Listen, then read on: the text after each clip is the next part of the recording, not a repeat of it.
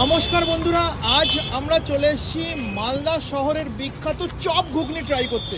এখানে দেখুন, ফার্স্টে ভেজ চপটাকে দিয়ে দেওয়া হলো, এবার ঘুগনি যাবে উপর দিয়ে। দেখুন, এটা কিন্তু মালদা শহরের একটা ইউনিক খাবার আমরা বলতেই পারি। দেখুন কিভাবে সাজাচ্ছে। এ বাদেও কিন্তু চিকেন চপ ঘুগনিও কিন্তু এখানে পাওয়া যাচ্ছে। দেখুন, আচ্ছা, এক শেষ, এক চপ ঘুগনিও হয়, তাই তো? বাহ, এই যে ভেজ ঘুগনি কাকাবাবু, এই যে ভেজ ঘুগনিটা যে সাজাচ্ছেন, এটার দাম কত? 15 টাকা? 20 টাকা, সরি 20 টাকা।